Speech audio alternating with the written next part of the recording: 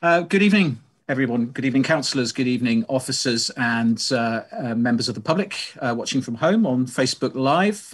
Welcome to this meeting of the Customer Focus Scrutiny Committee, which is being undertaken virtually in accordance with the enacted government regulations during the current coronavirus pandemic. I'm Councillor Matt Vizard. I'm chair of the Customer Focus Scrutiny Committee.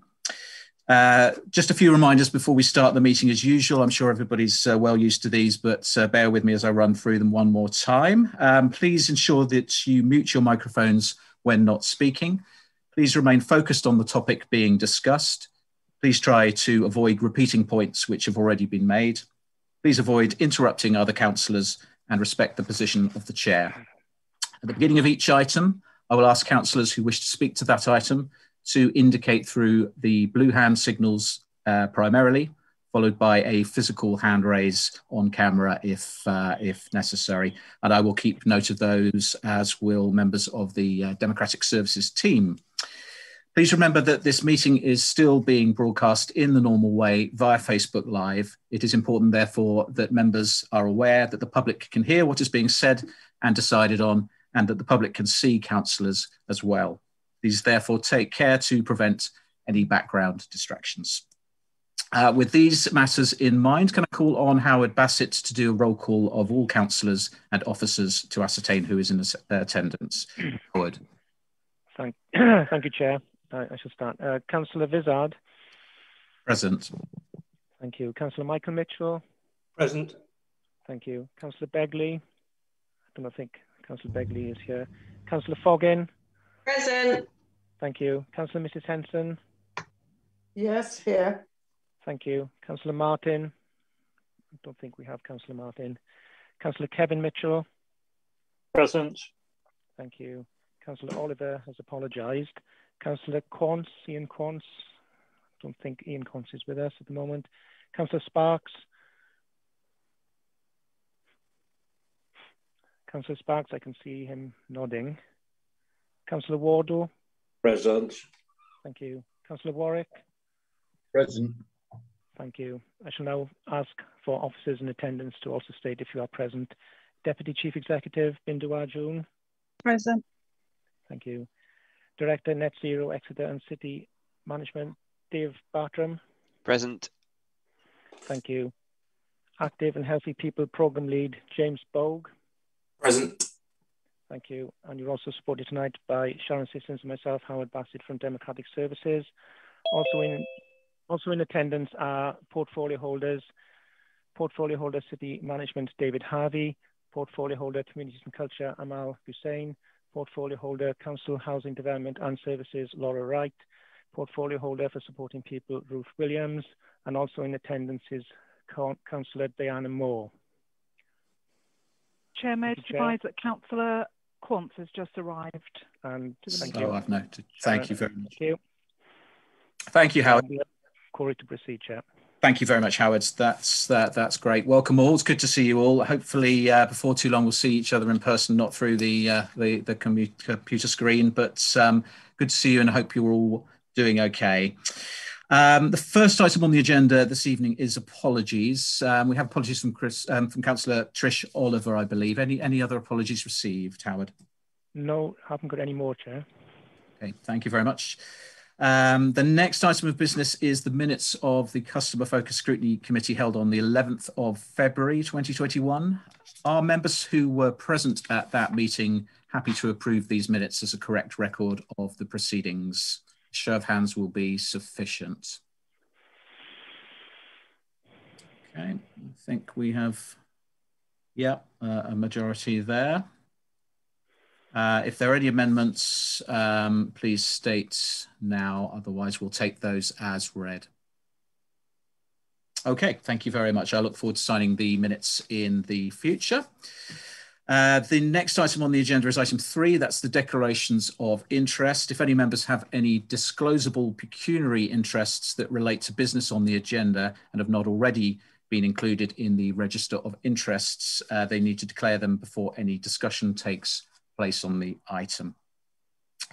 The next item of business is item 4. That's the Local Government Access to Information Act 1985 for the exclusion of the press and public. And I confirm there are no part 2 items on the agenda this evening. So that takes us on to item 5, which is questions from the public under Standing Order 19. I can confirm, have been no questions from the public received.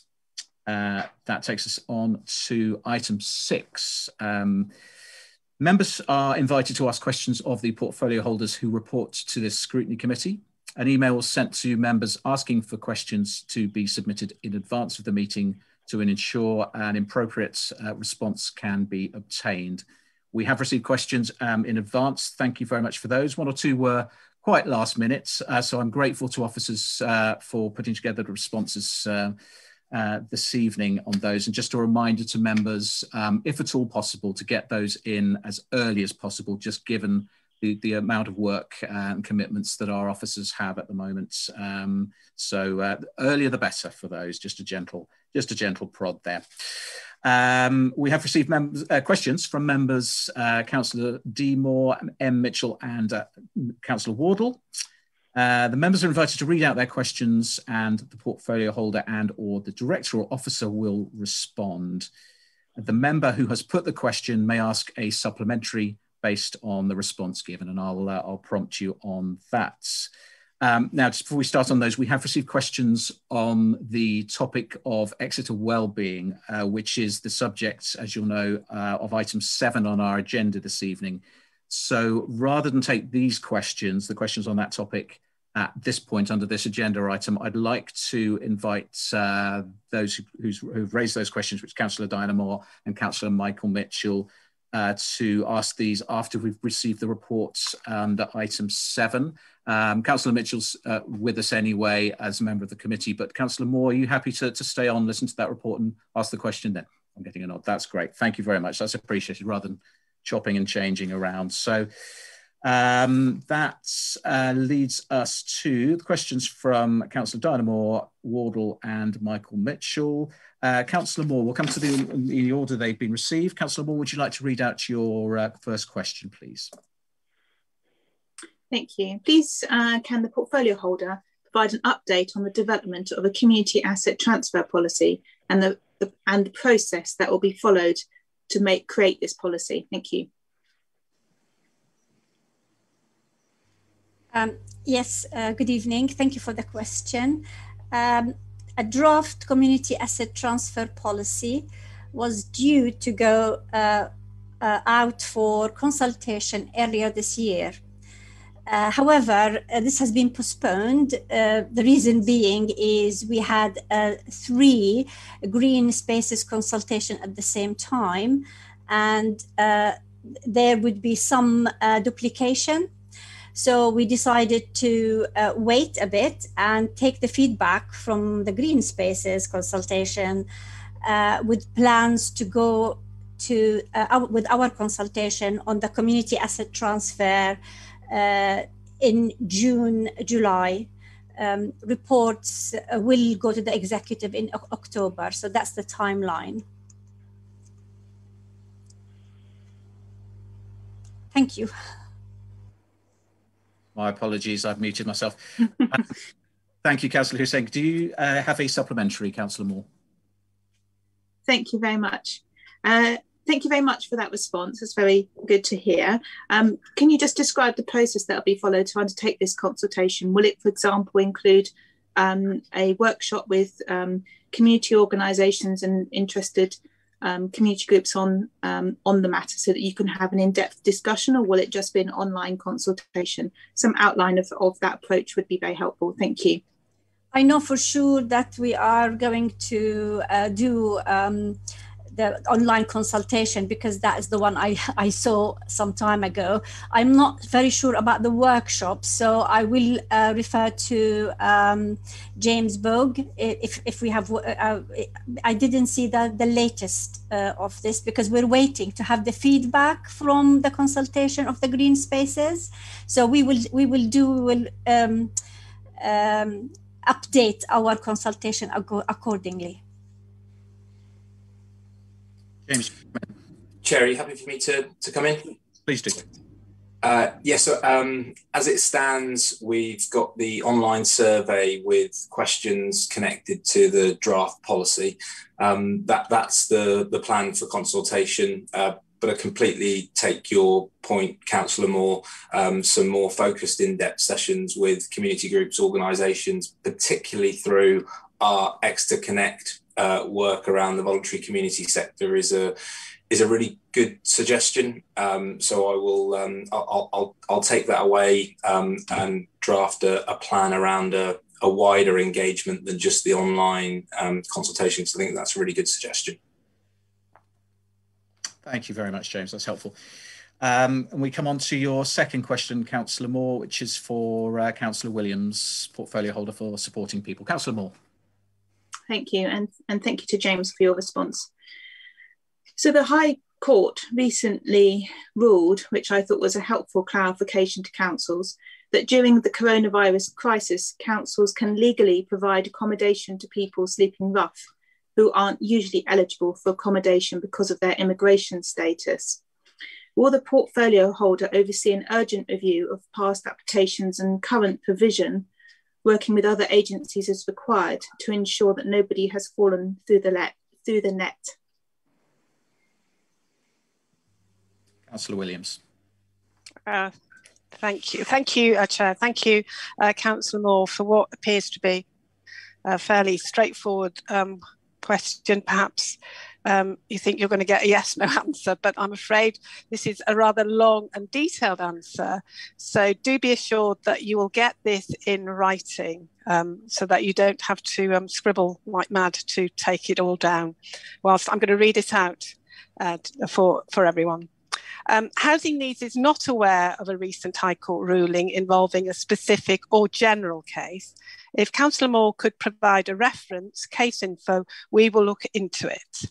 The most recent advice, including an amendment to normal homelessness legislative practice relating to homeless people with no recourse to public funds, the acronym for that is NRPF, came in the form of a letter from the Ministry of Housing, Communities and Local Government, in a letter dated the 25th of June 2020. And when we put this in writing to you, Councillor Moore, and other members of the committee, we will also include a copy of that letter for you.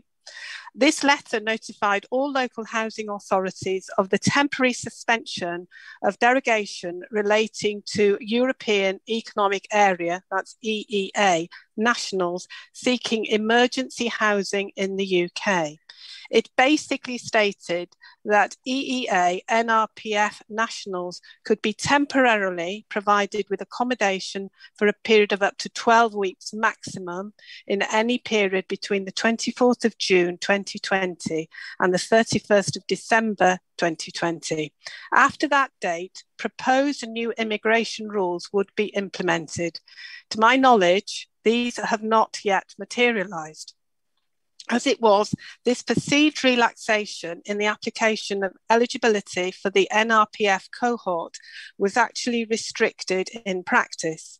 It prohibited the use of statutory funding or access to welfare benefits, so it actually only meant that the NRPF cohort were permitted access to temporary housing via private or voluntary sector routes only. The issue for the former was that rent could not be paid through housing benefit, and statutory funding such as RSI grant money, for example, could not be used to cover the cost deficit. Therefore, it did not permit a viable access route into temporary housing for the NRPF cohort. Regardless of the above, the Housing Needs and local homelessness partners practice during lockdown periods has been to enable offers of temporary accommodation through local commercial providers to individuals with NRPF who have wanted emergency accommodation. This has been under the principle of aligning with law under lockdown and government guidance for risk and harm minimisation, sanctioned practice under Public Health England and MHCLG. The numbers in this cohort in the city are small, and not all offers of accommodation have been accepted by the individuals. However, subject to further ruling around immigration status, this practice is anticipated to continue for the foreseeable short term. At this moment, records from outreach and other local homelessness services are not identifying any verified rough sleepers with NRPF status who've not had an offer of temporary accommodation. Our records this week record 3 persons with NRPF status, 2 of whom have declined to engage to date, and 1 of whom has been evicted from 2 local accommodations, both as a result of serious antisocial behaviour. Anyone suspected to be NRPF and not yet in contact with the council or other partner services should be encouraged to contact Housing Advice Team on Exeter 265 726.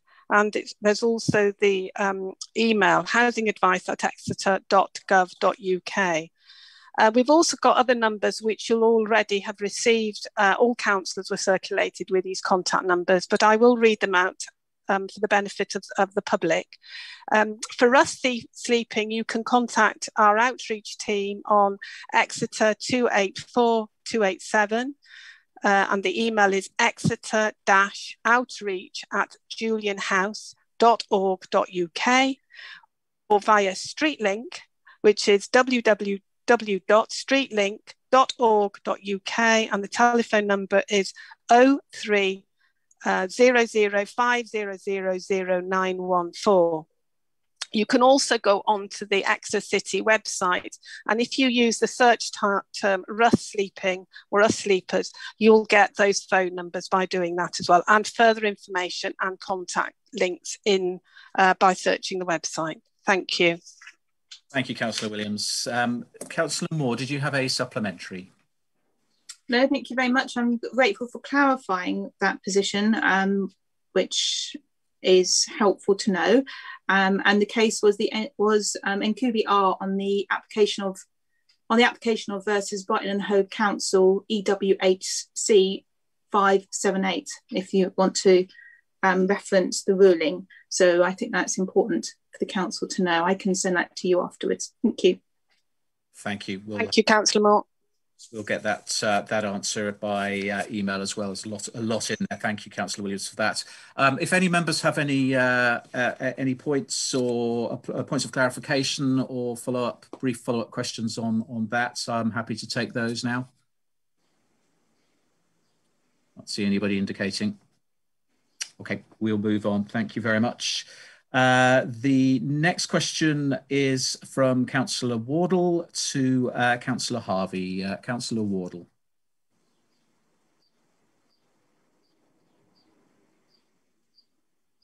Councillor Wardle, are you muted? I can't see that part of my screen. Yeah, that's all right. Yeah, there we are. Sorry, Chair. Yeah, regarding the newly formed Exeter Harbour Board, can the portfolio holder give details of future plans relating to encouraging use of the Exeter Ship Canal, River Ex and estuary for both boaters and wider leisure purposes? In this regard, it's very gratifying to note the recent cutting back of both trees along the canal towpaths and weed in the canal, and the contribution this work makes to greater safe use of the canal. So the second question in there, is it the intention to publish dates of meetings and minutes of the Harbour Board, or what are the arrangements for transparency of decision making? Thank you. Thank you, Councillor Wardle. Councillor Harvey, are you responding? I am indeed. Thank you very much, Councillor Wardle, and thank you, Chair. I do this quite a lot, but I'm going to do it again, and I am not ashamed of doing this. I'm going to remind councillors and the public of the work that continues despite the pandemic. The staff continue to carry on with the work of the council despite the extra addition, the extra burden that is added to all of them by the pandemic, and the difficulties that the pandemic causes in the work that they are actually doing. So the staff have continued their work along the waterway, and in answer to Tony, we work with representative groups through the Estuary Management Partnership. the Port User Group, the Canal User Group, and the Water Sports Association. And we use this in our efforts to maintain the waterways as a safe and sustainable public asset, which does require maintenance and has been the subject of much correspondence over the last couple of weeks over the maintenance work we've been doing, which Councillor Wardle has mentioned with regard to trees, weed, etc., etc., etc. We encourage people to enjoy the water, but need to be mindful of striking a balance across these many and diverse groups: anglers, kayakers, kite surfers, paddleboarders, yachters, bird watchers, etc., so as to avoid any one recreational activity becoming detrimental to others. It is true to say that the ship canal could attract more visiting vessels, which would in turn offer financial benefits to both the council and local trade around the basin and quayside areas, and we're looking at improving both our facilities and marketing in order to attract additional traffic. The Harbour Board, this is the second part of the question, the Harbour Board will in fact be part of the council's overall democratic function, with agendas, minutes, etc., so forth being published on our website similar to other committees. The Harbour Board will report directly to the council's executive, who will need to agree any recommendations that might require significant new expenditure. Thank you. Thank you. Thank you, Councillor Harvey. Councillor Wardle, do you have a supplementary question? No, that's reassuring to know, Chair. I have been concerned. I think some people know that I have an interest in waterways and canals anyway, as an enthusiast thereof. And I would be concerned if there was any proposal to try and restrict navigation on the Exeter Ship Canal, which I've long thought is an asset which most other councils would be very pleased to have. It dates from around the initial work, 1566-67, the extension down to turf locks, 1827. So I'd be concerned if there was any proposal to restrict navigation. Thank you. Okay. That's a question, really. Did you want to come? Question, Tony? Yes, yeah. please. Yeah, right. Currently, there are absolutely no proposals to restrict any navigation. Of course, as you are very well aware, one of the primary responsibilities of the authority is safety. And if safety would require us to do something, then clearly we would have to. And clearly you are also very well aware that funds are an extremely short supply. So we may not be able to do quite what we would want if we were having to do some safety work. But Tony, for the moment, I can assure you we have currently absolutely no ideas whatsoever. I see the director wishes to add to my answer. So, yes, please come in, if you. Okay, thank you. Councillor Wardle, just to give you some comfort, if you notice in the capital programme, there are several projects where we're looking at repairing and renewing and refurbishing canal assets. So it's been very much a focus of ours, and a year ago, well, in fact, more than that now because of lockdown, we did a substantial asset survey of all of the canal assets down there, and this has led to this programme of asset renewal. So we're very much focused on the canal. I think it's safe to say that the new harbour master has been focused on the estuary over his first year, because that's where a lot of our safety concerns have been. Now that is running nicely, he will return his focus to the canal area. The engineers are looking very closely at it, and as I say, we've got a programme of works there. So we're fulfilling our duties and hope to maintain the canal in its state and improve its condition in the future. Thank you very much. Thank you very much. I see we have a question or a point from Councillor Foggin. Yeah, can I just ask, I mean, several years ago, there's money put back for match funding, I think it was at the time, for the gate that goes between the canal and into the River Exe at Topsham, next to the Lockkeeper's Cottage. Is that funding still there? Is it still available? I mean, I've got an interest there because actually I was probably the last child to open that gate because my uncle was the last lockkeeper to live in the lockkeeper's cottage. And incidentally, his job was to let the boats through, plus clear all the weeds from the canal. Do you want me to answer that one, Chair? Yes. Yeah. Okay. So the funding, you're quite right. There was some funding a couple of years ago that was actually to make the structure safe, because it was in danger of collapsing, and if that structure collapsed, then obviously the canal would empty. So there's no funds currently available to return that to an operating gate, an operating lock, but it has been substantially strengthened. So it's essentially in a similar position to it was when it was first kind of blocked off many years ago, so it's 30 or 40 years ago. Should funding ever become available, we would love to open that up and restore that as a historic asset. It won't be cheap. So at the moment, we've just made it safe and we've kept the canal watertight. Thank you very much. Any further points of clarification or brief points on this topic? No. Okay, we'll move on. Thank you very much indeed. To the next question, which is from Councillor Michael Mitchell. Councillor Mitchell. Thank you, Chair. What additional resources are the Council deploying to counter the massive increase in graffiti across the city following the cutback in the service during the last 6 months?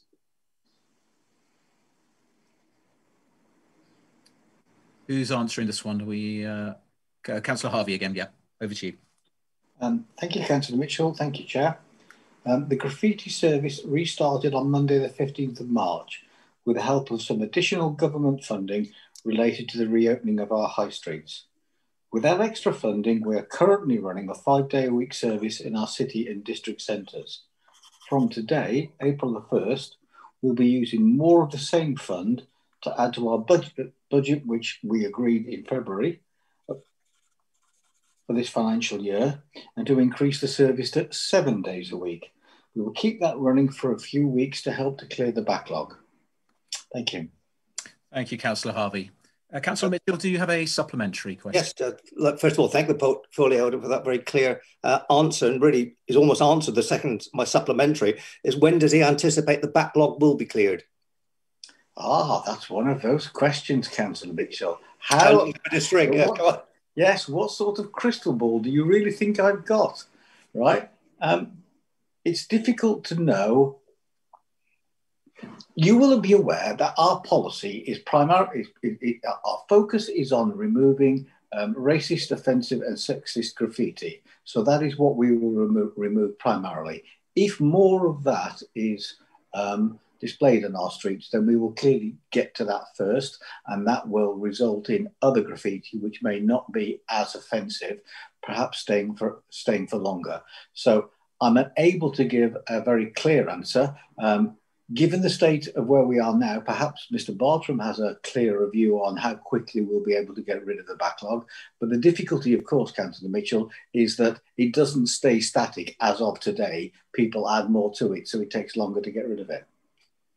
David, do you have anything to add to that? To add, yeah. I would just come in and say it really depends on the size and scale of the graffiti that's out there, as in the individual pieces that we have to remove and what material they're on. So some of the material that they're sprayed onto is really porous, and it takes us an awfully long time to get it off. So it's really difficult to give a kind of a consistent approach. We've got the numbers. We just don't know how long each piece of graffiti will take to get off. Some of it, for example, on utility cabinets is really easy. We've got wipes that gets that off, but it's the tougher ones on brick walls and things like that which will take us some time. We're lucky that the fact that we've got the full budget back for this year, so even if we don't have any additional funding, we can still run a 5-day-a-week service. And what that means is the additional funding we have, all we really need that for is to top up the service to a 7-day-a-week service. So we'll keep that running for as long as we can and just tackle the backlog as quickly as we can. But as Councillor Harvey says, we are still getting instances of graffiti, so we are playing catch up, but it is a moving feast. Do you only rely upon the online reporting system to pick up on this? Because I'm just wondering, there is so much. I just wonder if we can use our own council officers and workers going around to report into a system to enable more of it to be cleared. Yeah, so all of our teams that are out there already report it. So as you know, we have the parks and the public and green spaces teams and the refuse teams, which are going around the city. So they regularly flag up areas of graffiti, and we add those to the list. So we have lots of eyes out there. Thank you. Thank you very much. Any further points of clarification or brief questions on this? Okay. I have actually witnessed firsthand one of the team cleaning some graffiti in my ward along Heavitree Road, which is great. I thanked him profusely for his work, because it has been quite bad over the months, and residents have been extremely patient. Can I ask? I'm going to break my golden rule of not asking a question in advance and not asking one on the night, but it may be something that you can help with, or if not, take away. Either Councillor Harvey or Dave Bartram. We used to give community groups cleaning materials to kind of help the effort to do a little bit of cleanup of graffiti in the sort of relevant area. My understanding is that's because of the nature of some of the chemicals being used, it's not quite so straightforward now. Is there any scope at all in the future for some of this, so that the kind of residents groups can lend a hand? I'm happy to take that one. So you're right. The chemicals are particularly nasty, especially some of the stubborn for the more stubborn instances of graffiti. So when our chaps are, when our operatives are working, they have full PPE. So that makes that really problematic. There's a sort of a safety issue there.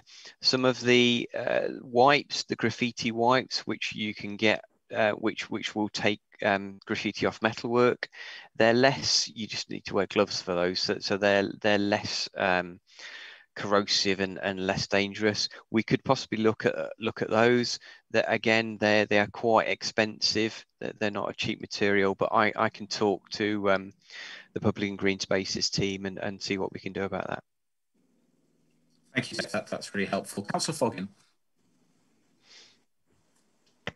Through the past year, it's been really bad, and I'm working in mental health for over 40 years. I know the pent-up feeling that happens to some people, and they use it as an expression to actually, draw on walls and that sort of thing.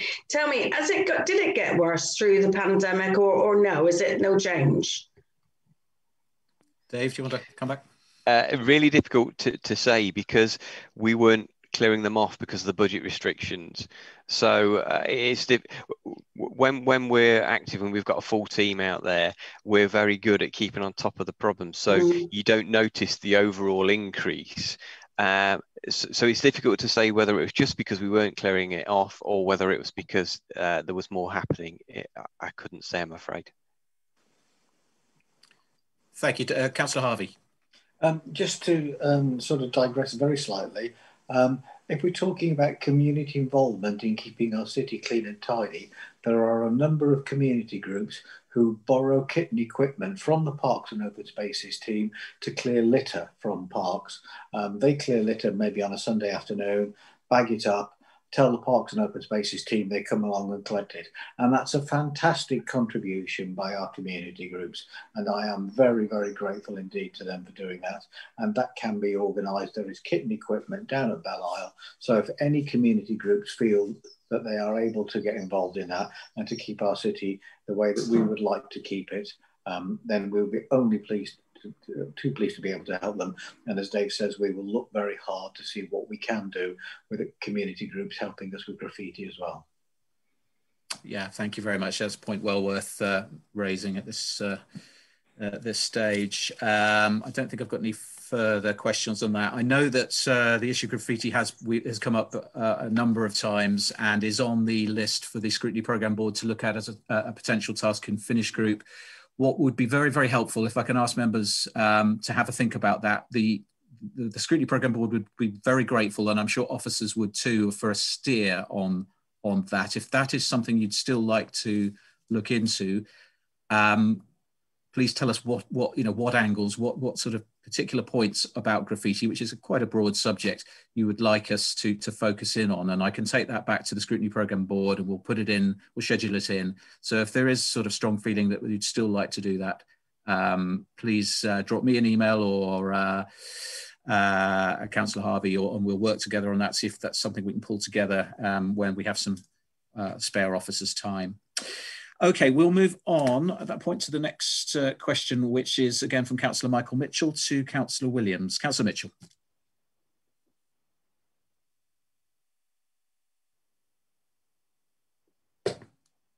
I think you're muted, Michael. Beg your pardon. I'm muted. Sorry. Can the portfolio holder report on the current number of applicants on the Council House waiting list and indicate how this number has changed during the last 12 months? Councillor Williams. Thank you very much, Councillor Mitchell. You'll be relieved to hear that this answer is a lot shorter than my previous one, and you should be able to get it down in writing. The total number of households on the waiting list for Exeter is 2,772 as at the 1st of March 2021. This is 296 higher than the figure of 2,476 as of 3rd of March last year. We can provide a breakdown for you, tabulated breakdown by band A to E, and also from 1 to 7 beds. So we will circulate that for both currently and last year figures, so you can make a comparison. And for added information purposes, there were 401 lets to households on the waiting list in Exeter in the same 12-month period. So we've also got a table with some breakdowns there according to number of bedrooms and number of households. So we will make sure that we circulate the tabulated data for you and other members. Yes, thank you. That's most helpful. Following on recent newspaper coverage, is there sufficient resilience within the system to cope with any surge in demand due to evictions due to the end of post-pandemic support, both in the private and the rented sector? I'm going to ask Bindu to respond to that. Thank you. Thank you, Councillor. So we know that accommodation is an issue in the city of all types. And at the moment, we have, from the government-funded programmes that we've made members aware of before, some additional capacity in the system, but that obviously is primarily for people who are rough sleeping, but also people who need temporary accommodation. So at this point, what I can say is we are working through the externally funded programmes, which we match fund through our Section 106 affordable housing contributions, to bring more accommodation on stream. And of course, we know that in the kind of medium term, we have the council's social house building programme. But I think what I'd have to say is accommodation is always an issue in the city. We'll continue to work both as a local authority and with our partners to accommodate those people who approach us. And obviously we have a statutory duty to accommodate. Thank you. Thank you for that. It's just that concern. A number of 100,000 was quoted as mortgage holders who are in default at the moment and being covered by government support, and an unknown number of people facing rental eviction in the private sector because they're behind with their rent. So it's just concerning that we possibly will get a surge this autumn and winter of people who need our assistance. Thank you, Councillor Mitchell. Thank you, Bindu. Thank you, Councillor Williams. Could I just add that the team is working its socks off to ensure that people who are in danger of being made homeless can retain their properties. So, you know, it's not, there's a lot of work that's going on to try and reduce incidents of homelessness. But I think we all recognise that come September, with the anticipated end to the uplift in universal credit, and also with the end of furloughing, that there's going to be many people who are going to suffer financial hardship. And yes, there is a lot of planning going ahead, including we had a meeting last week with the Citizens Advice Bureau, and they're gearing up. So there's a lot of sort of background work that's already been conducted to help and support the people of Exeter. But no doubt we will be in for a bit of a shock. Thank you, Councillor Williams. Councillor Henson.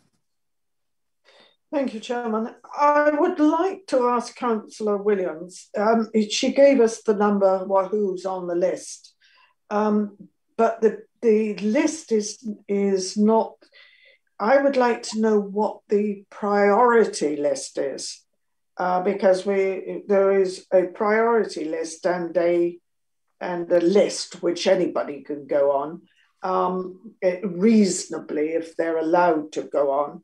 But there is the priority. Are you telling me there's 2,700 who's on the priority list?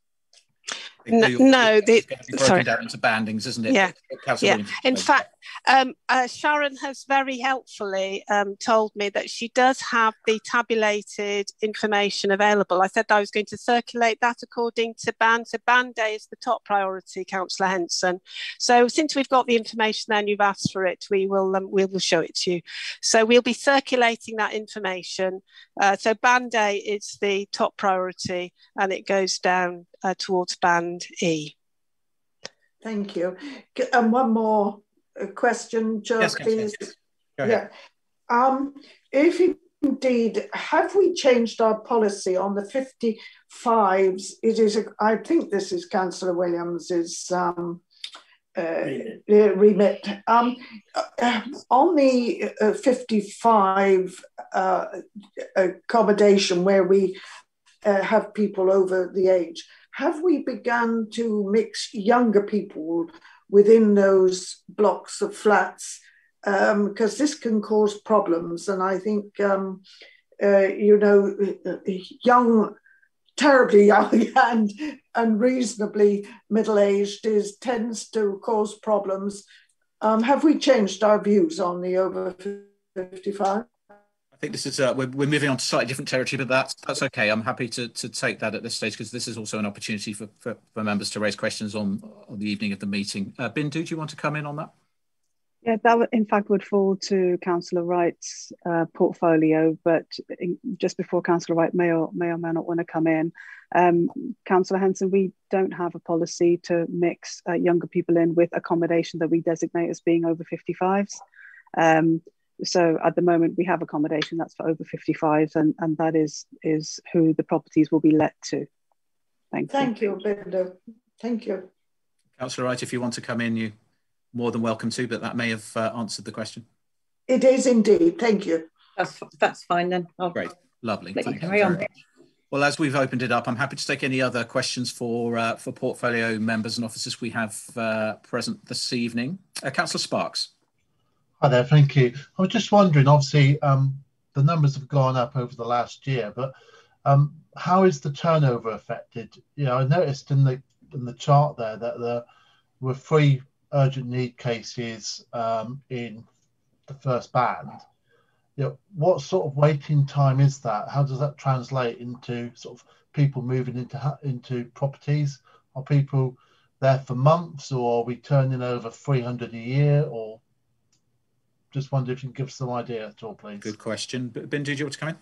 Yeah, so I won't have the exact turnover points for, if you like, what we would consider to be the priority band. So priority band A is really almost, we're looking to accommodate people in an extremely short time scale, usually something like a week, because there's a really serious cases where people need to access accommodation quickly. So the bands that tend to, if you like, more typically represent what we would call the higher end needs are bands A through C.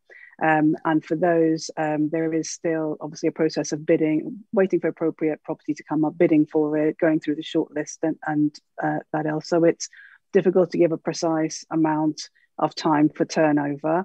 But what I can do is I can have a chat to the team chair, and if there is any relevant information, I'm happy to send it to Councillor Sparks and other members of the committee with the minutes. Yeah, thank you. That would be very useful. I think it's good for members to have an idea of what these bandings mean in terms of timescale. Councillor Wright.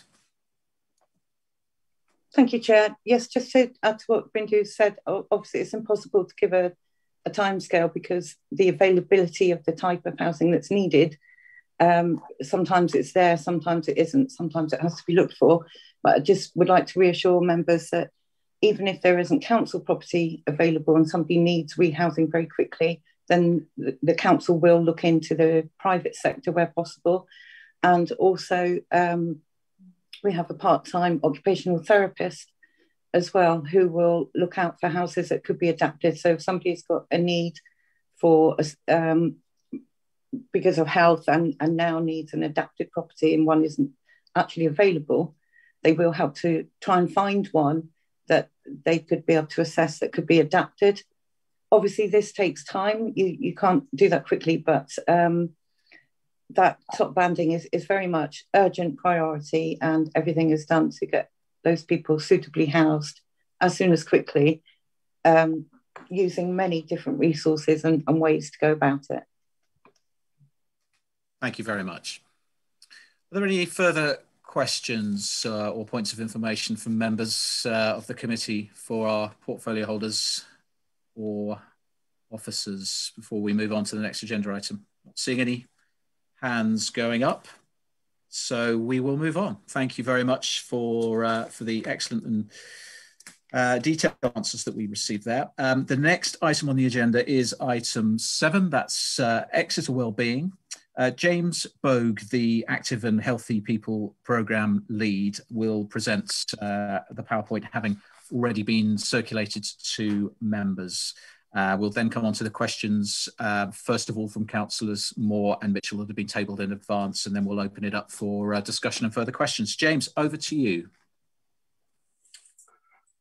Many thanks, Chair. Hopefully I'm sharing the screen to all colleagues. Yep, can see that. I'm just getting back to the start, apologies.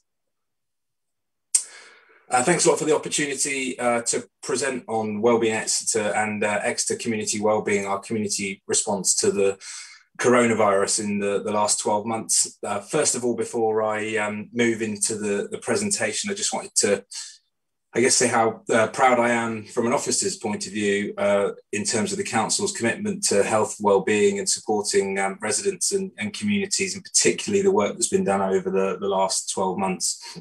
We certainly go over and above as a district council in terms of the health and wellbeing agenda and supporting our communities and residents. And I know we are the envy of local districts and also districts further afield across the country. And definitely the key component of that is our flagship programme, Wellbeing Exeter.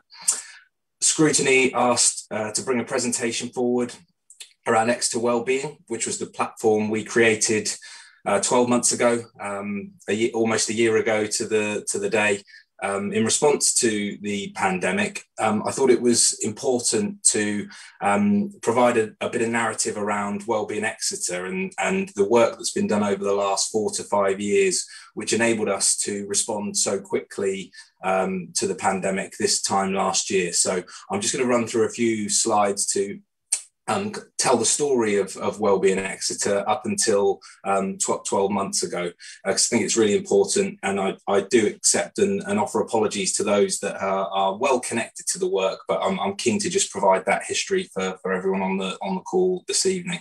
So as you can see, Wellbeing Exeter is a strategic partnership funded by a range of organisations, funding and resources provided by the CCG, Devon County Council, ourselves, Exeter City Council, and Sport England. And we also have finances that come through the primary care network. So it's a broad funding partnership across a variety of sectors. And you can see the logo there on the screen, which is the foundation of Wellbeing Exeter, which is supporting people through the 5 ways to wellbeing in terms of giving, connecting, being active, taking notice, and learning. I'm just going to stop my video here so that I can scroll across without getting in the way. Wellbeing Exeter was created through work through the Integrated Care Exeter Partnership, a strategic alliance embedded in Devon County Council, some 7 years ago now in 2014. And as part of that work, there was a strand created through social prescribing and community development as part of that work, which enabled some pilot work to happen in one specific GP practice within the city to start taking referrals from patients and supporting them through to our community connectors.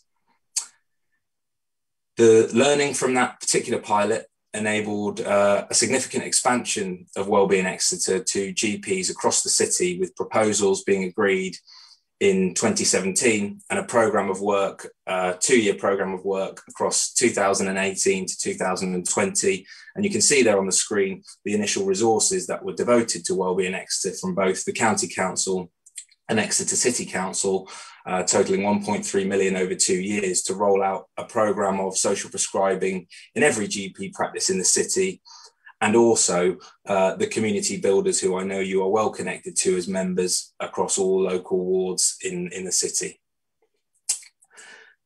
The success of the expansion in 2018 to 2020 enabled an expansion of the programme for wider funding partners to commit to the platform. A really significant strategic programme, the Sport England local delivery pilot. The Wellbeing Exeter was a really important part of the application to Sport England to be a local delivery pilot. And in 2019, Sport England committed grant funding of 1.75 million to the Wellbeing Exeter platform to expand it to focus on physical activity and increase the opportunities for our residents and communities to lead everyday active lifestyles through the Wellbeing Exeter programme. The programme, as it gathered momentum through primary care, also focused on those referrals for individuals through GPs. And in July 2019, the primary care networks collectively, so 4 networks across the city of which every GP practice is connected to, pooled their funding for a national social prescribing programme into Wellbeing Exeter to enable us to recruit more community connectors, specifically to support young people and families. And that's been in place since the summer of last year and has been a really important part of our response to the pandemic in terms of support for children, young people and families. We've also received a one-off commitment to extend the family work from the Devon Sustainable Transformation Programme. And as you will know, Exeter City Council have committed longer-term funding for community building through Wellbeing Exeter to ensure that our community builders are in place for time to come. Just to give you a visual on that funding mix, you can see there that the 4 key strategic partners investing in the programme, with now Sport England committing 43% and other funding partners committing smaller but very significant components of investment into the wider Wellbeing Exeter programme. That was the funding position as of last financial year, 20 to 21.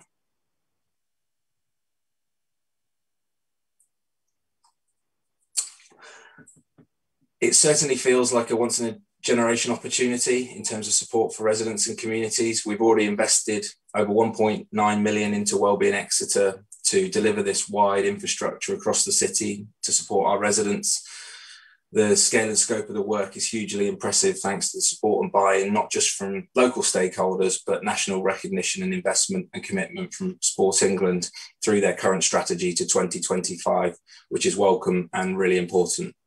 We've received national recognition from Public Health England, MHCLG, Sport England, regarding the work and particularly the place-based citywide model to support both individuals through primary care and, importantly, in our neighbourhoods, on our streets, through the work of the community builders on the ground.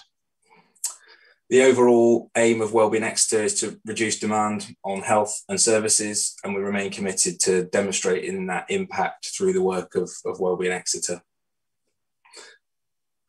In terms of the partnership, there are 2 key threads: social prescribing, the primary care thread, where individuals can be referred by a doctor to our community connector team.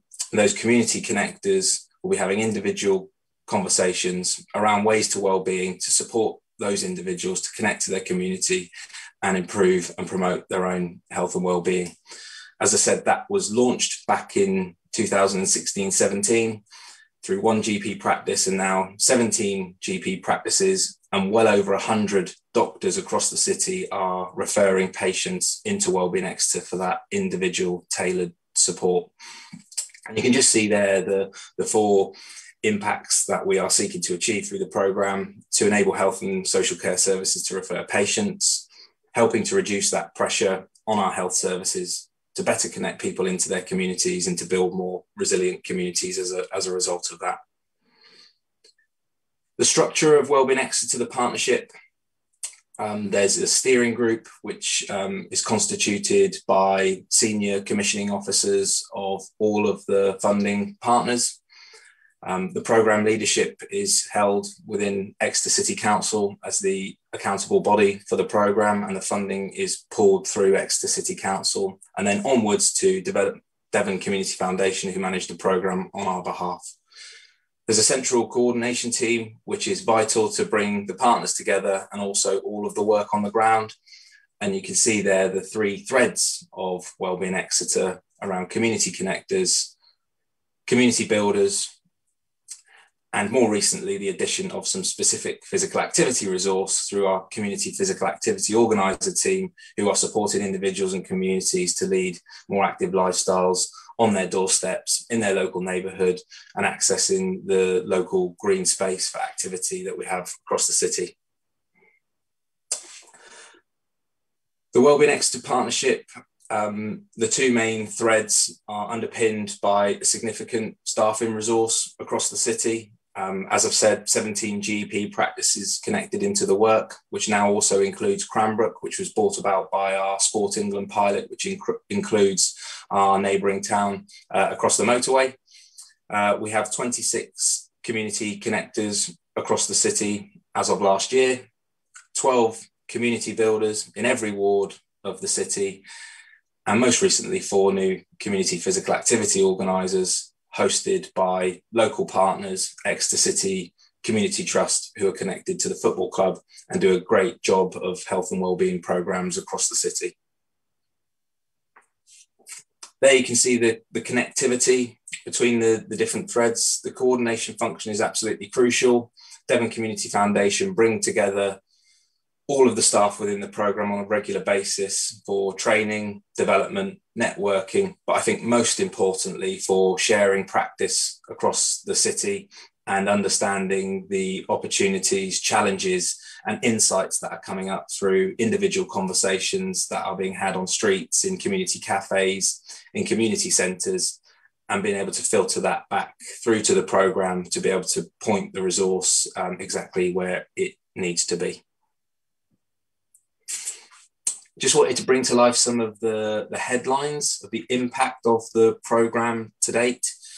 There are 13 local delivery partners involved in Wellbeing Exeter, the principle of working with organisations who know residents and communities the most. They range from Exeter City Community Trust, historically Age UK, West Bank, Estuary League of Friends. We've recently expanded to include young persons organisations, Young Devon, Space and Youth Genesis to support children, young people and families, and also Exeter Community Initiatives, who host all of the community builders and manage all of the community builders on the partnership's behalf. Since the inception of Wellbeing Exeter, there's been over 3,700 referrals across 17 GP practices. That's individuals who have been referred to our community connectors to have those good life, what matters to you conversations to improve their well-being. Each and every resident leaves those conversations with an action plan to improve their health and well-being, and are directly supported into local community opportunities, services, advice and guidance to support them with their health and well-being. Traditionally, referrals have been made through GPs, through the primary care route. More recently, in the last year, we've expanded those referrals to come from a wider network rather than just doctors' surgeries. We now take referrals through adult social care, through the community physiotherapy team, And more recently, in the last 12 months, we have been taking referrals directly from individuals who have contacted Exeter City Council through our COVID support hotline, which is really important because it takes us to a place where people are able to self-refer into Wellbeing Exeter for their own support. In 2019, over 1,200 connections were made across 390 community groups, organisations and services across the city, which shows the fantastic community and voluntary sector support that we have through this programme, and the number of places, spaces and organisations we're able to support people to help with their health and wellbeing. Could be a community centre, a walking group, or more formal services through Citizens Advice and other contracts that we have. And during 2020 to 21, the challenging 12 months that we've all faced, the Wellbeing Exeter partners came together to deliver our Exeter Community Wellbeing COVID response. And that's what I'd like to highlight to people next. Before I do, just to flag, Wellbeing Exeter is recognised as national best practice, both through what I've said around Sport England as a national partner, heavily investing into the programme, but also a range of other national platforms which have held the programme as an exemplar of which Exeter should be really proud about, across Public Health England, the King's Fund, NHS England, and we've also had the opportunity to present our best practice case studies through the LGA network. This time a year ago was a really busy time following the announcement of the national lockdown on the 23rd of March 2020. Within 2 days, we were able to establish our Exeter Community Wellbeing platform, which was a support service for individuals, residents and communities across the city to provide advice, guidance, practical support and wellbeing support to anybody that wanted it during the pandemic, with a particular focus at those residents who were shielding and most vulnerable during the period. In the last 12 months, we've supported over 2,500 individuals that have requested support, and we also connected over 720 residents to local voluntary organisations. In those first few weeks, you'll all remember the fantastic job that the city did, particularly at a street, neighbourhood and local community level. There were dozens and dozens of local groups that set up to support their neighbours, their families and their friends. We were able to provide that central support through our platform, that if any individual phoned us up through that hotline, we were able to connect them into that local support. And it is the huge, fantastic work that those local community groups across the city performed that enable us to support residents on a daily basis since March the 23rd last year. That hotline is still open today. And I'm pleased to say that although the demand is a lot lower compared to this time last year, we're still able to offer that wellbeing support through that programme of work, and is now embedded as business as usual through our customer services team. There was a formal network of 13 mutual aid groups that set up through the first lockdown. We referred residents through to those groups for practical support, including food deliveries, prescriptions, daily check-ins, cutting the lawn, supporting with pets, and also the really important health and wellbeing support that our expert staff were able to provide both on the phone and also refer through to Wellbeing Exeter to have those regular conversations to build up trust with individuals to support them with a range of needs. Just to highlight some of the impact of the work in the last 12 months, which I think is something to celebrate. It was a huge cross-organisational effort within the City Council, with departments coming together and a specific team within the City Council made up of staff from a range of departments and staff that were due to go off on furlough came together to answer calls, to set up the system and provide that support to our residents. We also established a COVID Community Action Fund through our Community Grants programme, and were able to quickly position funding towards that emergency response. We are hugely indebted and thankful to the Exeter Chiefs Rugby Foundation charity, who matched our support towards that fund with a significant contribution of £100,000. Over 142 organisations and projects have been awarded funds to date. And also through our Wellbeing Fund, we've been able to support individuals in most need of support that have contacted the council with emergency need around food, around transport, around energy, and around daily essential needs.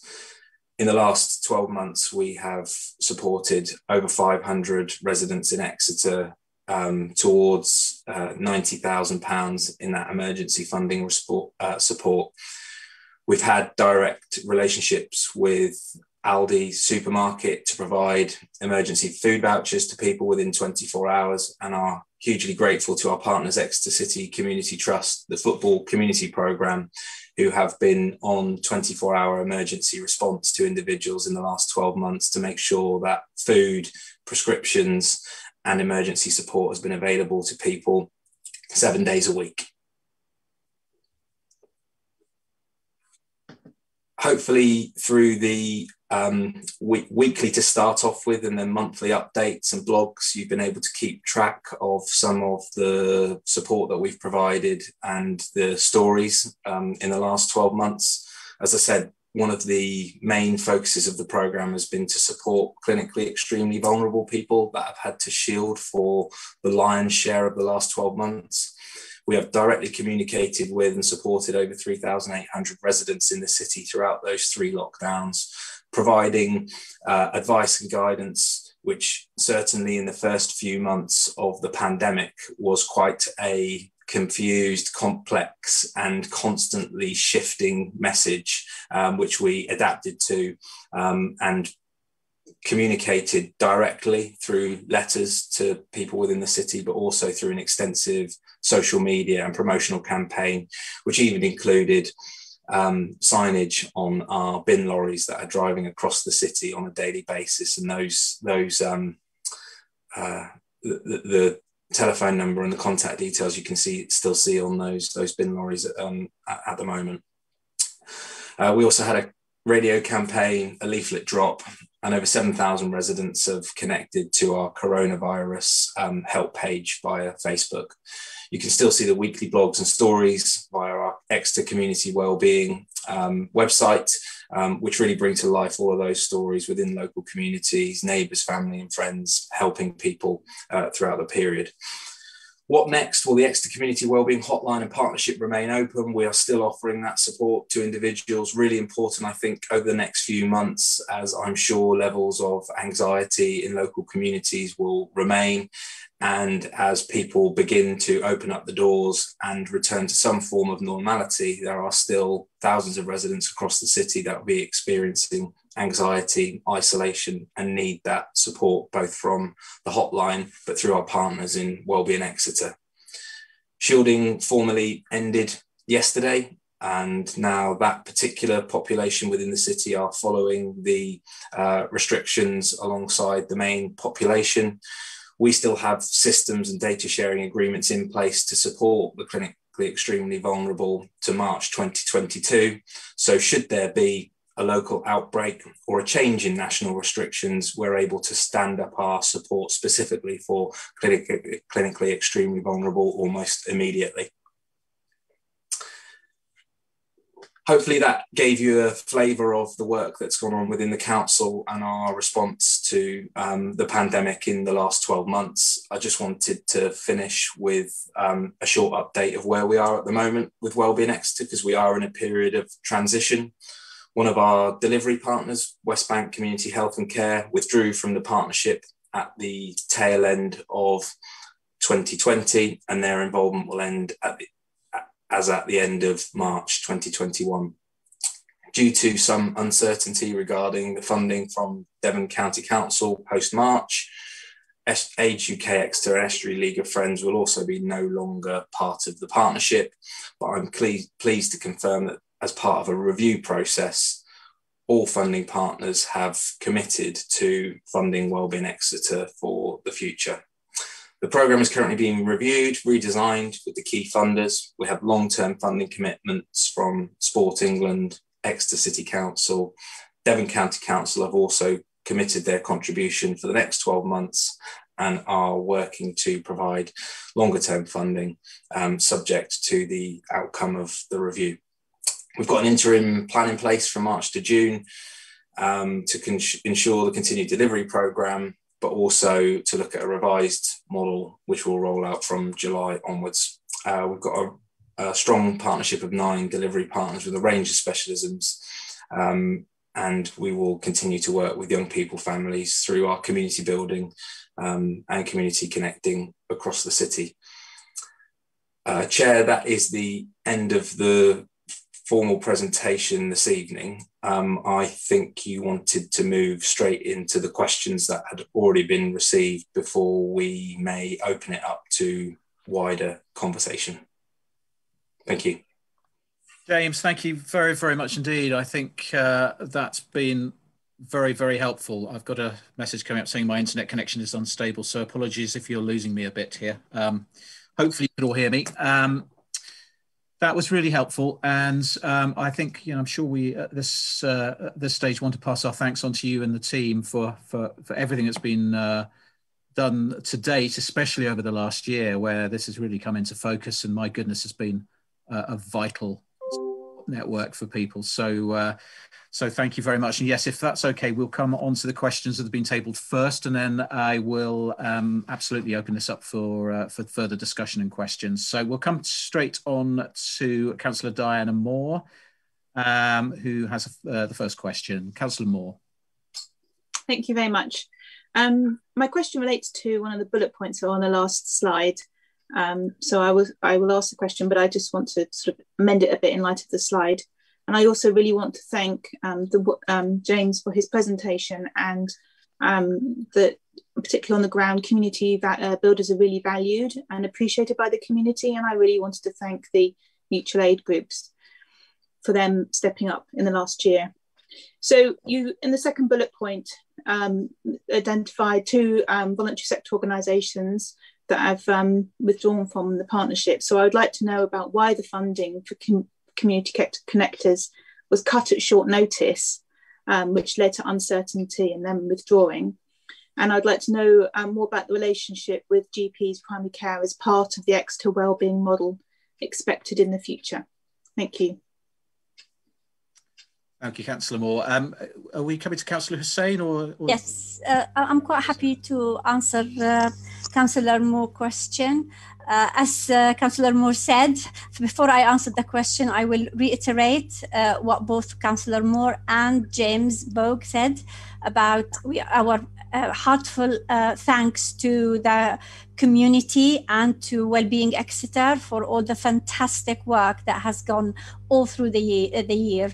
It was a very unusual year, and everybody stepped to the plate, and it was really, really heartening to see how our community responded and how it got together. And that was really something to keep reminding ourselves what a lovely, fantastic city we live in and what fantastic population we have. So yeah, thank you everyone.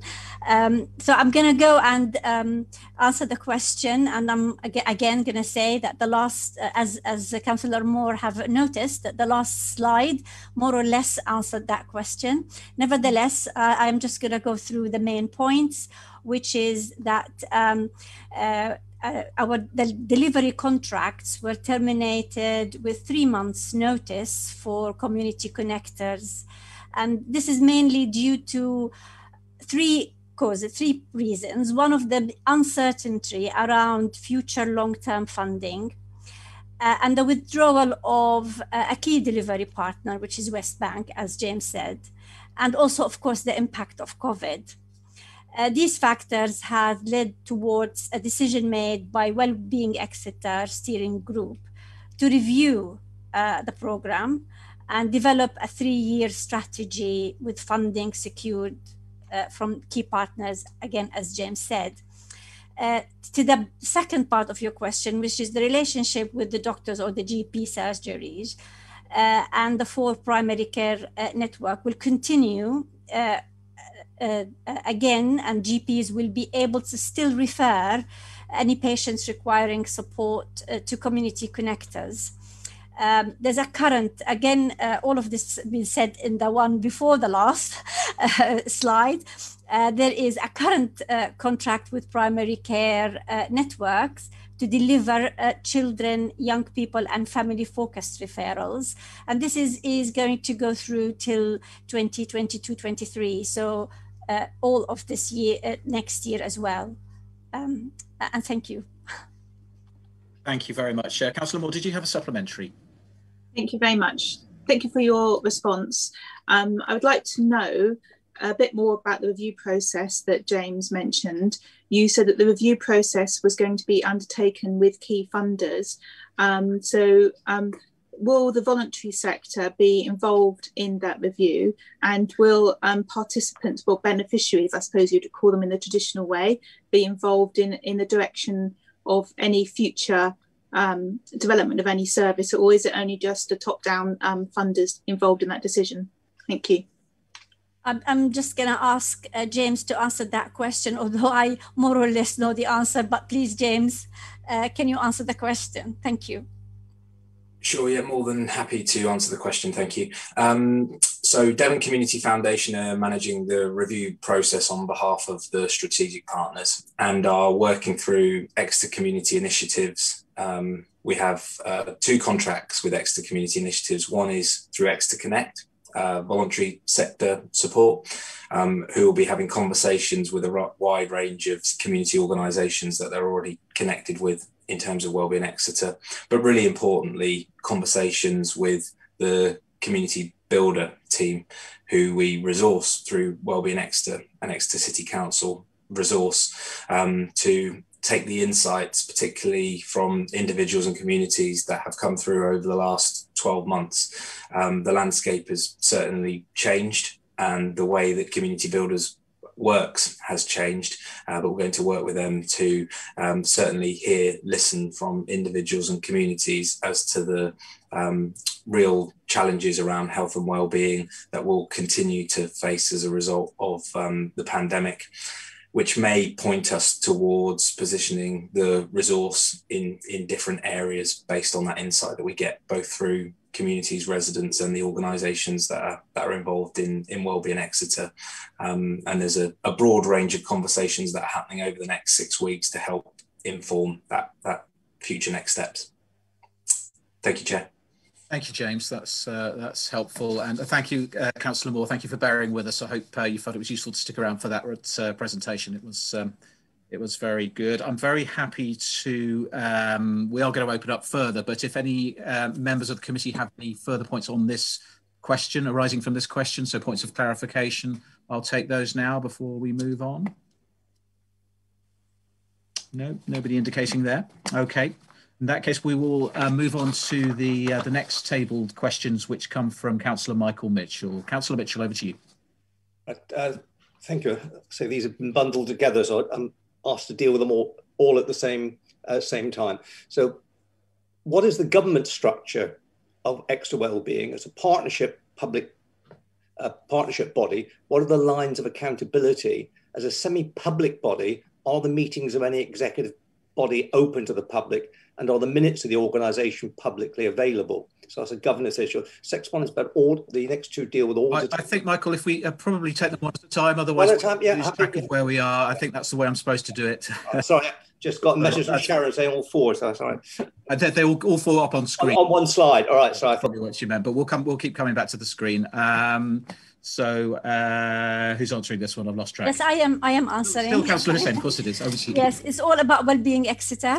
So yes, again, as was mentioned in the presentation, particularly on slide 7, that Wellbeing Exeter is governed by a steering group consisting of senior officers from the strategic funding partners, and they're chaired by the director at ECC. This is currently Joe Yelland. Terms of reference can be circulated if needed. The accountability lies with senior officers from the key funding partners represented on the steering group. The steering group is not currently open to public, and meeting minutes are shared only with the steering group members.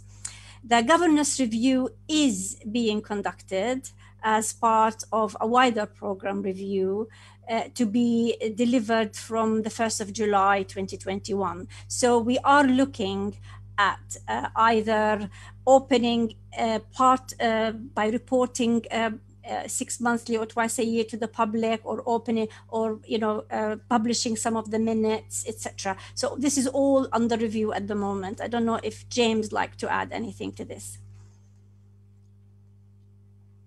No, I think that's fair, Amal. And also, as part of that governance review, is a reflection around member engagement with Wellbeing Exeter. Conscious that it's potentially a discussion for this group and wider members on how you would wish to see information received from Wellbeing Exeter. The proposal would be that we could deliver a couple of open briefing sessions to members on an annual basis to bring to life the detail and also get input in terms of the future shape of the programme, particularly as you're so well connected to the work on the ground through community builders. So absolutely, as part of that review process, we're having conversations with Amal as the portfolio holder for ECC and Andrew as the portfolio holder for Devon County Council, Councillor Ledbetter, about their future involvement in the governance and how we can get the messages and the conversations happening with members. Thank you. Thank you, James. That's helpful. Councillor Mitchell, did you have a supplementary question? I'd just like to thank you for the second part of the statement. I wasn't happy with the first part of the statement. I think when you're spending 1.3 million of public money, somebody needs to be accountable besides officers as such in some respects, and members need to be involved, the voluntary sector needs to be involved, and the customer base needs to be involved somewhere in the discussion forum to allow for open and transparent decision making. So I look forward to that review when it takes place. So that's no further question, just that comment on the response, which I welcome. Okay, before we come to your second question, any points of clarification from members of the committee? Nope. Okay, lovely. Okay, Michael, on to your next question, please. Thank you. Again, similar fashion, which body or bodies are responsible for financial auditing of Exeter Wellbeing, especially as a partnership arrangement? Councillor Hussain. Again, Exeter City Council is accountable body for funding, which is pooled. The funding is pooled from the strategic partners. So Exeter City Council is accountable for that. Devon Community Foundation program managers, they are the program managers of Wellbeing Exeter. They manage and report on the program budget. A financial report, including all income and expenditure, is submitted quarterly and reviewed by the steering group. And that's how the accountability happens. Thank you. Councillor Mitchell, do you have a supplementary? Just to clarify, are you saying that the income expenditure of this particular body is subject to our local authority auditors and is consolidated within the local authority return? Well, yes, this is another question you've asked, and yes, it is the auditors of Exeter City Council that look internally at it. Yes. Thank you. As I understand it, unless James wants to make any more further comments on this. Nothing further, Amal. Thank you. Thank you very much. Any points of clarification from members of the committee on that question? No? Okay. You kind of half asked and been answered to your next question, Councillor, yes. But feel free to The next one is effectively in regard to the targets of the body as distinct from the financial aspect of the organisation, particularly as it's coming from a range of bodies that have a say in what the direction of the body is. How are the operational targets audited, either by ourselves or by the funders? Again, Wellbeing Exeter is performance managed by steering group, as I said, steering group members. These are the strategic funding partners. These partners, they receive a monthly dashboard of activities and quarterly reports. An annual report is prepared by Devon County Foundation and submitted to the steering group members. So that is how that accountability is, or how the overseeing of the process is being monitored. Thank you. Councillor Mitchell, did you have a supplementary? Just a quick one. Is that a publicly available document, the quarterly or the annual audit? Not at the present time, I don't think, but that's what we're trying to work towards. Isn't that true, James? The annual evaluation reports have been made public via the Wellbeing Exeter website in the past, and I'll ensure that all of those annual reports and elements of the monthly dashboards are circulated via the website, and I can share the details of the website.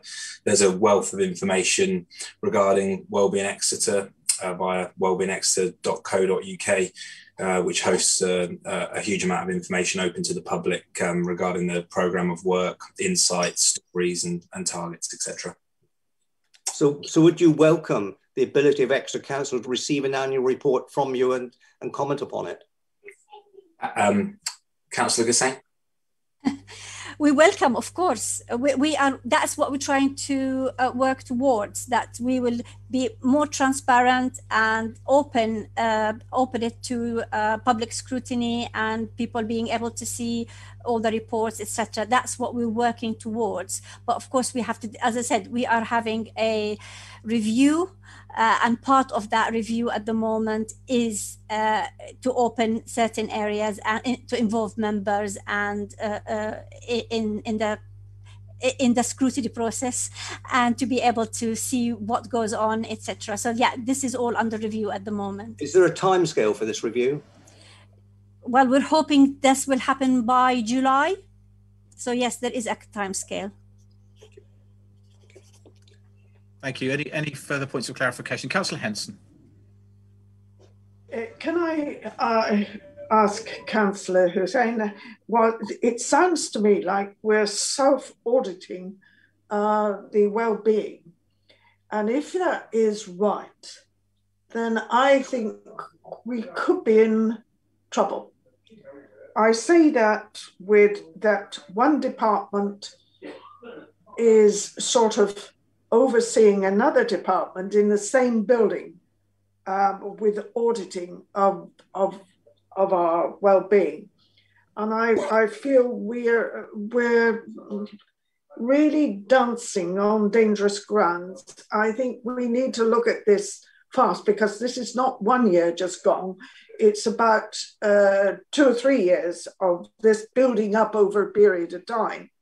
And I think we have to be, as Councillor Mitchell said, we have to be right on the dot on what the public see and feel assured that we are spending money in the proper way. And I do think this self-auditing is not, and you'll probably argue with my comment of self-auditing, but that's what it sounds like. Thank you, Chair. Yeah, it might sound like that, but I would definitely take the point, and we are taking the point, and I've just repeated, and so did James, that we are reviewing the whole process at the moment, and we're definitely very open to see what can be done, because all these things are, have to be discussed with our partners, because we have to have their agreement. Remember that our partners know about this, they're part of the steering group all the time, etc. So these discussions has to be taken place, and we are working towards that end, that not to audit ourselves. But if James would like to add to any of this, he knows a bit more than I do. James? Nothing further, Amal, other than what you said in terms of strategic funders pool there, funding into Exeter City Council. We fund Devon Community Foundation, who manage the programme on our behalf. who have their accounts audited. They provide regular quarterly updates on finance, which is shared with Exeter City Council, and we abide by our own internal audit processes. Nothing further. Thank you. Yeah, I think we have established that there's a review and that what the aims of that are, and I understand that members have some concerns about that. So perhaps I'll come to you in a second, Councillor Foggin, but perhaps we could ask you to come back once that review has completed. We have a meeting, I think, in July. It might not work out time-wise, but it'd be good to have a look at the outcome of that. It could be perhaps sent to members offline if that's more convenient. But we'll work that out perhaps outside the meeting. But I think members might welcome that. Councillor Foggin. I'm not sure if the review's a bit premature. I mean, Amal said earlier on about the community connectors will be actually working with the GPs and people. And I think we're going to have a major influx of problems and issues. Years ago, that would have probably ended up in a psychiatric hospital because of panic attacks and things like that, but not going out. And I think we have got big problems ahead of us. And I was really warmed by what you said earlier on. And as a councillor, this is probably my last meeting, I found it very warming to think that we had this set up that will look after these big major problems. Whereas years ago, with people with loss of confidence, panic attacks, which we're going to have lots of it. They would have been dragged into the psychiatric system. Whereas now we're in a position that people will go to their houses, take them out, build up their confidence, and it will never go down that road. And I just feel that we're really talking a little bit premature financially. It's what we can actually do further down the road that's going to be the really important bit. Okay. Thank you very much, Councillor Foggin, for that. I see no conflict between doing all the work we're doing, yet being open and report to the public. So there should be no conflict between the two. So hopefully we could do both. Yeah, I think that's probably right. Councillor Warwick. Yeah, thank you, Chair. I mean, as someone who's worked in local government for many years and now a councillor, just because we have members of the public listening, I don't want anybody going away with the idea that we don't have robust internal audit, of council work. And that's a model that's gone on for many years. So I know some of these questions and maybe there's some elections or something coming up, I don't know. But, it just seems to me that we need to make the point that we do have good internal audit, department that does a damn good job. Thank you, Councillor. Take that as a comment. We need to move on. I'm going to take your next question, Councillor Mitchell. Over to you.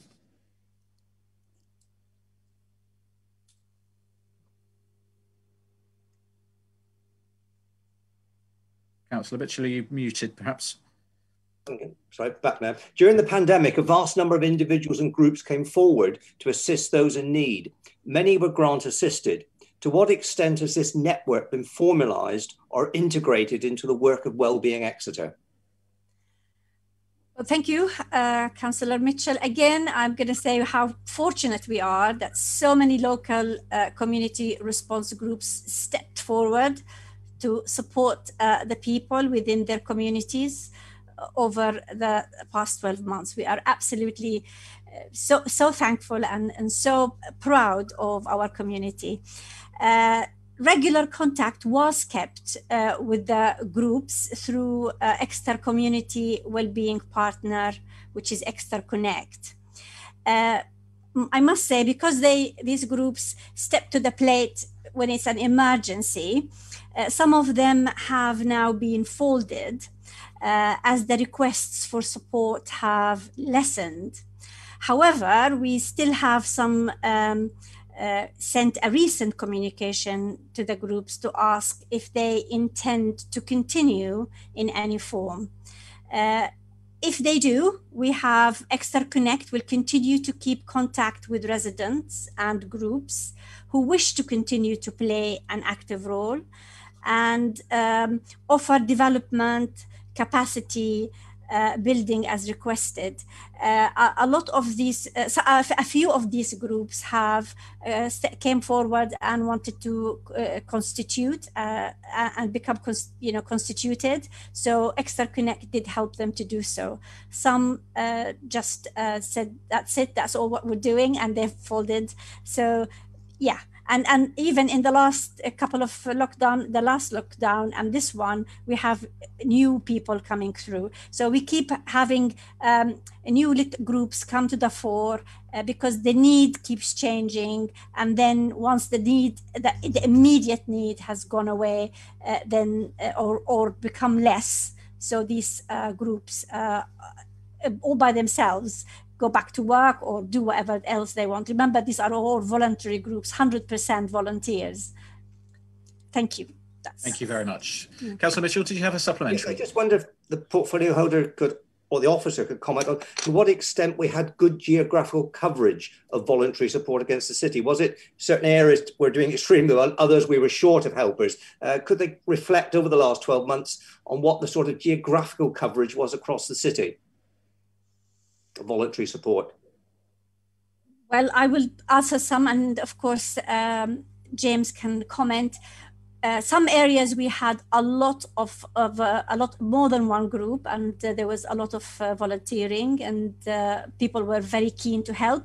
I think across the city we had groups that stepped to the plate. Definitely some areas were more provided for by these groups than others. I mean, there's no two ways about it. However, generally speaking, almost every area had some support, some grassroots support, whether it's neighborhood in a street or whether it is a more formal people coming together and delivering medication or food or what have you.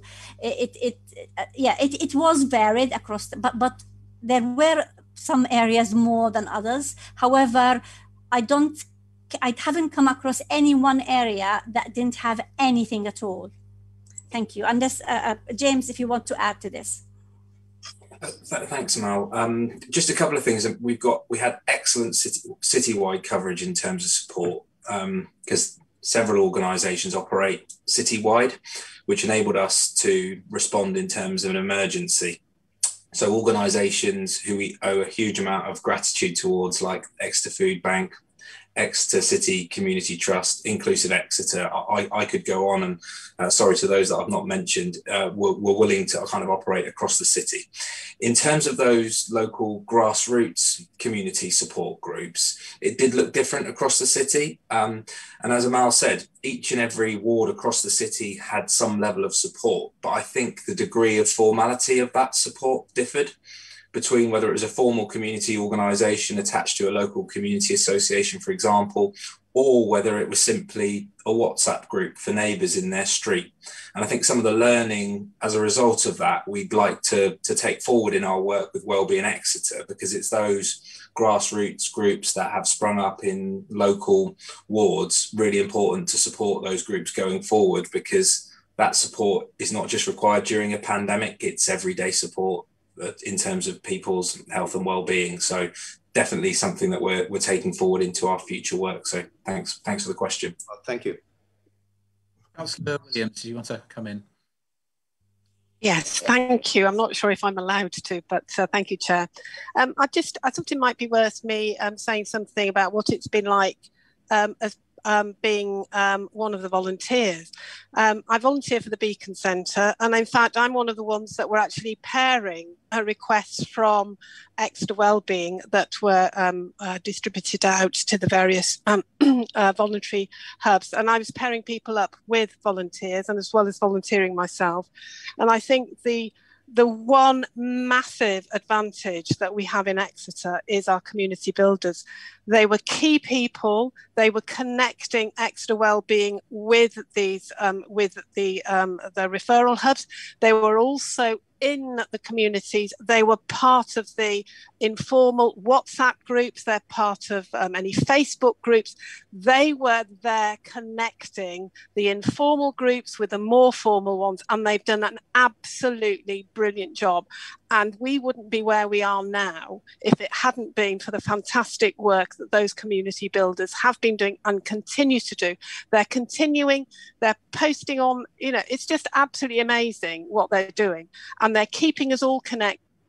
So the thing about having this coverage, you're quite right. I mean, the Pennsylvania group have been delivering prescriptions all over the whole of Exeter, for example. So it's been wonderful to see, and we've still got those threads. We're strengthening the communities, we're strengthening the connections, and those community builders are absolutely key to keeping this going and moving things forward. Thank you. Yes, here. I'm sure we all yes. will agree with that. There's just brief opportunity to follow up with any questions or clarification on this point before we open up more widely, which I'm quite keen to do as time is moving on. Great, let's move on to a wider discussion if people would like to sort of open up more generally on what they've heard from James or others this evening. And if you can sort of take into your thoughts, how you, because I know this is something that James has asked of us, how you'd like Scrutiny to be involved in this going forward in terms of governance, in terms of what we are expecting to hear back from them, whether that's 6 monthly reports, an annual briefing, the workshop sessions that James suggested. So thoughts and questions and ideas, please. Don't all shout at once. Now, we've had quite a long session on this already, so I appreciate people are probably beginning to wilt a little. James, did you want to kind of give us any more of a steer on sort of your thoughts and what you'd like to hear from us? I'm really, thank you, Chair. I'm really keen to offer a twice yearly briefing to all members, which I think is important. And I think as part of this review process, we can consider the specific role of scrutiny. I'm happy to take questions and queries, and I know Amal is keen to have conversations, which we're more than happy to take offline during this next 2 months of the review process. But I think the commitment of a twice yearly all members briefing and then potentially set piece sessions through scrutiny, obviously really keen to bring back the outputs of the review to this group as and when is appropriate. So that's certainly the commitment from us, but more than happy to take any conversations or reflections offline with things that people might think about after tonight's meeting. Yeah, thank you. That's helpful. That feels to me like a good way forward.